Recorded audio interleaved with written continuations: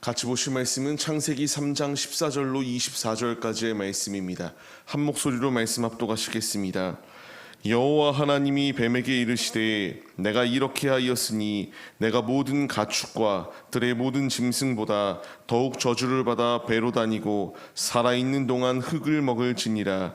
내가 너로 여자와 원수가 되게 하고 내 후손도 여자의 후손과 원수가 되게 하리니 여자의 후손은 내 머리를 상하게 할 것이요 너는 그의 발꿈치를 상하게 할 것이니라 하시고, 또 여자에게 이르시되 내가 내게 임신하는 고통을 크게 더하리니 내가 수고하고 자식을 낳을 것이며 너는 남편을 원하고 남편은 너를 다스릴 것이니라 하시고, 아담에게 이르시되 내가 내 아내의 말을 듣고 내가 내게 먹지 말라 한 나무의 열매를 먹었은즉 땅은 너로 말미암아 저주를 받고 너는 내 평생을 수고하여야 그 소산을 먹으리라. 땅이 내게 가시덤불과 엉겅퀴를 낼 것이라. 내가 먹을 것은 밭의 채소인즉 내가 흙으로 돌아갈 때까지 얼굴에 땀을 흘려야 먹을 것을 먹으리니 내가 그것에서 취함을 입었음이라. 너는 흙이니 흙으로 돌아갈 것이니라 하시니라.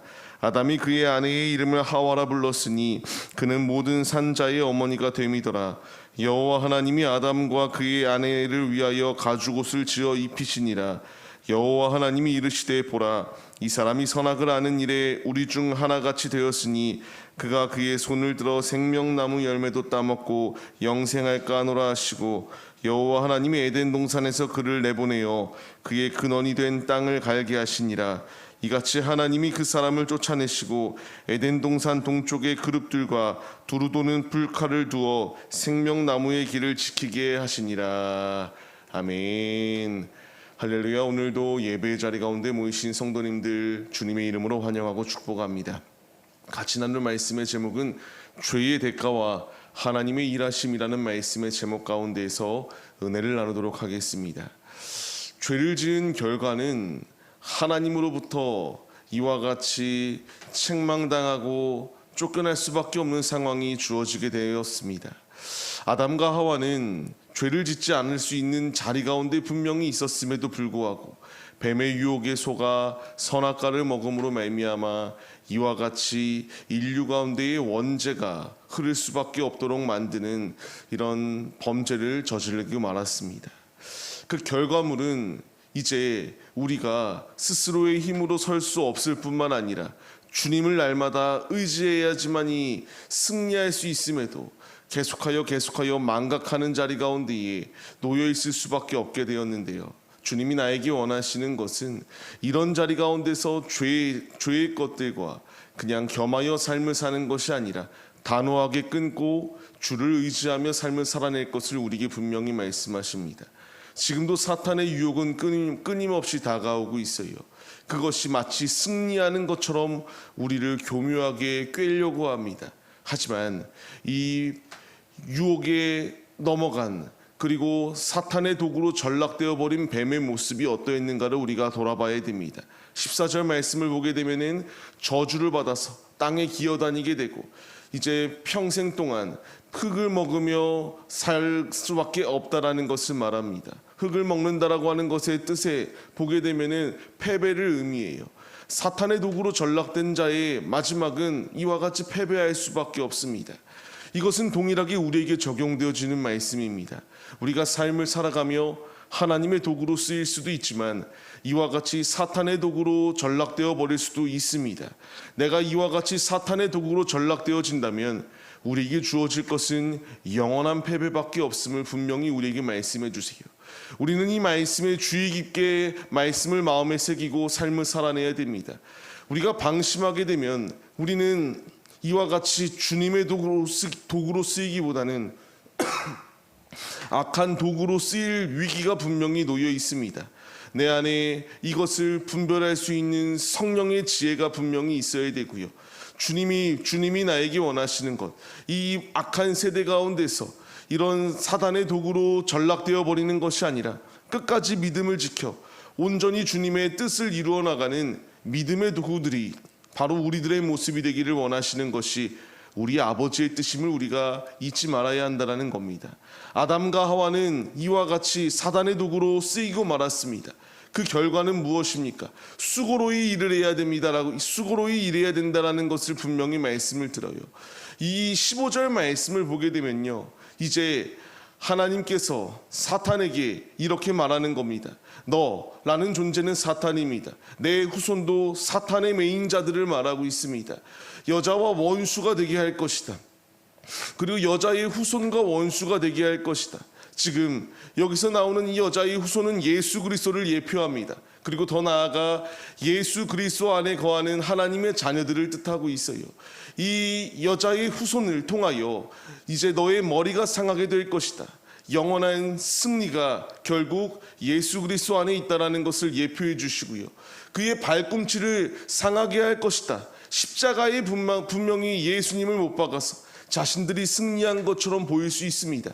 하지만 하나님께서 이 말씀을 더하여 주신 이유는 이제 하나님께서 에덴 동산 가운데서 아담과 하와를 이와 같이 쫓을 수밖에 없는 상황이 분명히 주어졌지만 하나님이 그 가운데서도 은혜를 예비하여 주사 예수 그리스도를 예표해 주시고 이제 그를 믿는 우리들의 삶 가운데서 주님 안에 승리할 수 있도록 우리의 삶을 보장해 주시겠다라고 하는 주님의 분명한 약속의 말씀이 있습니다.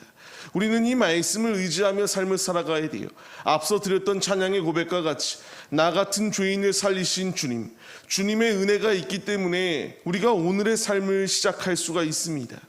주님께서 이와 같이 사단이 영원히 승리하는 것처럼 보이는 이 악한 세상 가운데에서 하나님께서 그 모든 것들을 멸하시고 승리하신 것처럼 우리의 삶 가운데서 주님이 함께하여 주셔서 승리할 수 있도록 인도해 주시겠다라고 분명히 약속해 주십니다.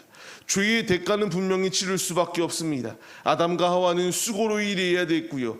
주님께서 그들의 삶을 이와 같이 그들의 삶 가운데서 열심을 다하여 삶을 살아낼 수밖에 없도록 만드셨습니다. 중요한 것은 주님께서 이런 상황 가운데에 그들이 이와 같이 수고로이 삶을 살아내야 됐지만 그럼에도 불구하고 하나님의 은혜의 등불은 꺼지지 않았다라는 것을 우리가 잊지 말아야 됩니다. 21절 말씀을 보시게 되면은 하나님께서 아담과 하와를 위하여 가죽옷을 지어 입히셨다라고 말씀이 나옵니다.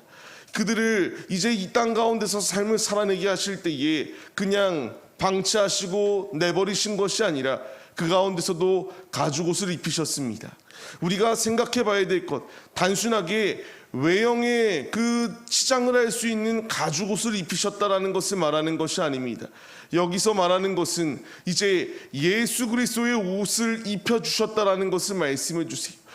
그리스도의 상징하는 그 가죽옷을 입히셨습니다. 희생과 그 구속사의 역사하심이 나타나 그들의 삶 가운데서 지키시고 보호하시겠다라는 그 은혜 가운데에서 아담과 하와를 내보내시며 가죽옷을 입히셨듯이 우리의 삶 가운데서 주님이 예수 그리스도의 옷을 우리에게 입혀주셨다라는 것을 말씀해 주세요. 우리는 삶을 살아갑니다. 죄의 이 대가는 분명히 치를 수밖에 없지만 그 가운데서 하나님은 일하시고 계세요. 우리가 은혜의 자리 가운데서 이탈하지 아니할 수 있도록 그 주님의 은혜의 품 가운데에 날마다 거하며 주님이 주시는 그 공급들을 먹으며 힘써 나아가기를 주께서 우리에게 원하시고 계십니다. 이제 우리에게 필요한 것은 주의 말씀에 순종하여서 예수 그리스도로 옷 입으라고 말씀하시는 주님, 우리가 주의 좋은 군사로 부름을 받은 자들로서 죄악의 자리 가운데에 내 마음이 빼앗기는 데에 앞장서는 것이 아니라 예수의 옷을 입고 나에게 은혜를 더하여 주셔서 오늘도 삶을 살아낼 수 있도록 인도하시는 주를 의지하며 그 보혈의 피를 의지하고 오직 주님이 주시는 옷을 입으며 거룩한 삶을 살아내는 믿음의 자리 가운데 거하는 자들이 우리들의 모습이 되기를 원하고 계십니다. 삶을 시작하고 있습니다. 오늘도 치열한 영적 전투가 우리 앞에 놓여 있습니다. 이 자리 가운데서 나의 힘으로는 승리할 수 없지만 그리스도의 옷을 입고 우리가 그리스도의 정체성을 그리스도인으로서의 정체성을 잃어버리지 아니하며 믿음의 길을 걸어갈 때에 주님 안에 우리에게 주어지는 승리가 예비되어져 있음을 믿으시기 바랍니다. 오늘의 삶을 시작하는 우리의 모습들, 예수님께서 사단의 모든 계교 가운데서 승리하시고 부활하심처럼 우리 역시 승리하고 부활의 소망을 가지고 삶을 살아갈 것을 주께서 우리에게 원하고 계십니다. 이 악한 자리 가운데에 이 죄악의 만연한 세상 가운데서 주님이 우리에게 원하시는 것은 끝까지 믿음을 지켜내어 주님 안에 아름다운 열매들을 맺어나가는 믿음의 도구들이 되기를 원하고 계세요. 우리가 이 말씀에 순종하여서 죄악이 만연하다고, 모두가 다 이런 죄악의 자리 가운데 놓여 있다고, 우리도 그 죄의 자리 가운데서 같이 오염되어져 허송세월을 보내는 것이 아니라 주님이 나를 부르신 이유, 주님이 나를 예수 그리스도 안에서 건져주신 그 놀라운 은혜를 받은 자들로서, 은혜 받은 자들로서의 합당한 삶을 살아내시는 우리들의 모습이 되시기를 주님의 이름으로 간절히 축원합니다. 오늘의 삶, 주님은 지금도 일하여 주고 계시고 은혜를 충만히 공급해 주고 계십니다. 우리가 믿음의 눈을 들어 주를 바라보시고 그 은혜 가운데서 오늘도 힘차게 승리하시는 복된 그리스도인들이 다 되시기를 주의 이름으로 간절히 축원합니다.